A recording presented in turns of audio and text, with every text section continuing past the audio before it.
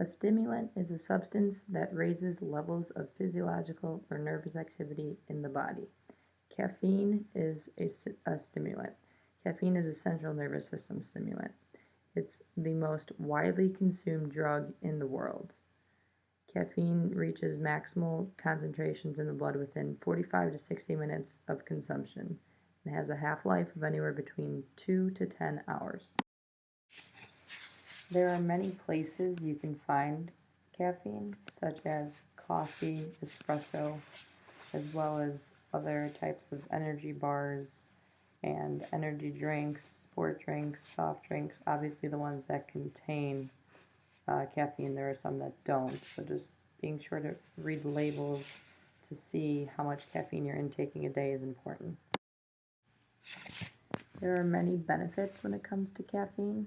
It increases the metabolic rate on a short-term basis depending upon the dosage. It also improves the level of endurance performance. There's an increase of beta endorphins and high plasma level of beta endorphins, which can also lead to decreased pain perception. So it allows the athlete to push through fatigue. It also increases focus and alertness, as well as increases coordination. Along with benefits, there can also be disadvantages. There is an increase in anxiety levels, can cause shakiness in the body.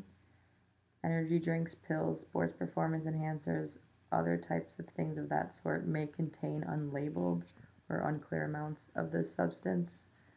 It can cause overstimulation, can cause nausea, it can have a negative impact on thermoregulation, can also cause gastrointestinal issues, can negatively impact the training and performance of an athlete, can cause insomnia, and it's also addictive, can cause withdrawal symptoms as well. The athletes that benefit most are endurance athletes. It doesn't have much of a clear effect on strength or lifting.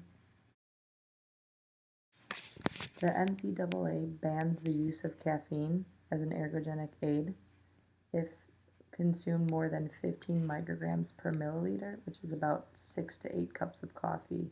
You can test positive for a drug test. There's a healthy amount of caffeine that can come from food and sports drinks. There doesn't need to be more intake of caffeine than that.